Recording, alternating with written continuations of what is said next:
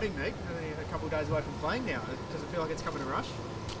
Yeah, it certainly does. I mean, we played an intra-club on the weekend and that was wonderful to play full ground footy and see how we're going against ourselves. But to think we're getting on the road and getting in a plane and going to play opposition is really exciting. And I think judging by the way the girls were going on the weekend, they're ready and raring to just get at it.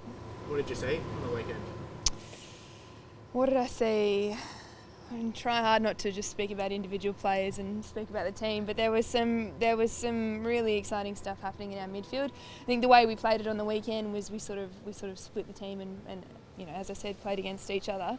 But to think that some of those girls will come together, and I don't want to go too far about how exciting the midfield's looking, but to see players like Georgie Prasparkas have another pre-season in them, and the continued connection between herself, Becky Webster, Amy McDonald, and for Nina to go again after her first full season, you know, that's really, really exciting. And you know, either ends of the ground is doing well as well. How'd the full back go? How's your full? Yeah, I had a good one on the weekend, I think. No, it's nice looking up the field and seeing us take the ball forward and playing footy from a little bit higher up the ground, as much as I was trying to provide that stability deep in defence. But I've got, you know, fantastic players around me and really fantastic players that I'm trying to stop kick goals when we're playing ourselves. So it's all exciting. Yeah. What do you hope to get out of pre-season intra-club matches? Is there anything you try and sort of get? Is it just personally? Yeah. I'll see if I won't cramp after 4 quarters. Yeah, oh gosh, I mean, it's just a chance to see how you're stacking up. I think particularly this year, with the expansion of the comp and lots of talent moving around, it's the great unknown. So up until this point of pre-season, we've just been focused on ourselves. And when you're looking at yourself and when things are going well, you're thinking about how exciting it is and what it could mean. And then you stop and think, well, every team's thinking this at the moment, and every team's going, gosh, when we attack the way we want to, it looks really good. So it's time to test that against opposition, and you know, we want to make sure that we're hitting the markers that we're judging ourselves by, which were pretty evident, you know, in the first season this year and season 6. So we're just looking to bring those again, and then perhaps be more dynamic and add layers to it. You mentioned about carrying the ball forward out of the midfield a bit more and playing hopefully a bit more in your forward half of the ground. Is that something you expect will be a work in progress, that sort of switch a little bit in your style, or do you think you're going to be sort of on top of it from day one this season?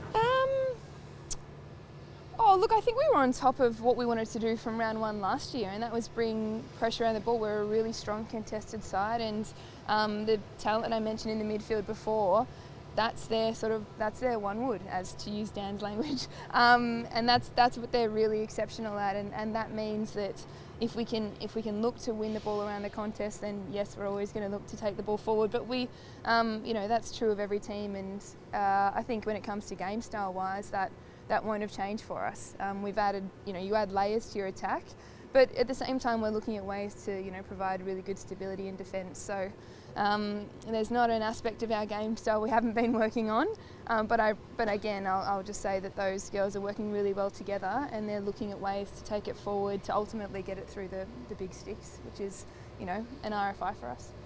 Do you think you can use the men's form, considering how well they're going? Is there some sort of crossover you can use as motivation in the season?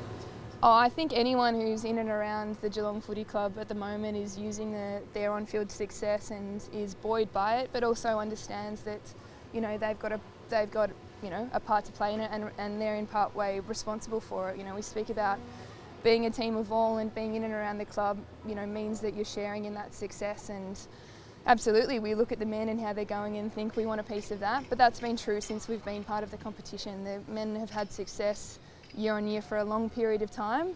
It's different coming in as a new team, and we want to, you know, share in that as soon as we can. And I can't say enough for how they've been around the club and in sharing their knowledge and encouraging us, and really I think accepting our encouragement and you know, our strengths along the way as well. I know you don't want to put wins and losses and all that sort of stuff, but do you have expectations for this coming season? Oh, well, we can't go 11 straight like the men, but that'd be nice. As I said, I think we're looking at how it is the great unknown, and you can fall into the trap of being, win-loss, and it's difficult. We found that last year when we thought we were playing really good footy, and we hadn't got a win in the first 4 weeks, and yet we had to remind ourselves to stick with what we were trying to achieve, which was an identifiable great game plan, pressure around the contest, and trademarks that we can mark ourselves against. And as I said, those will be the same again this year.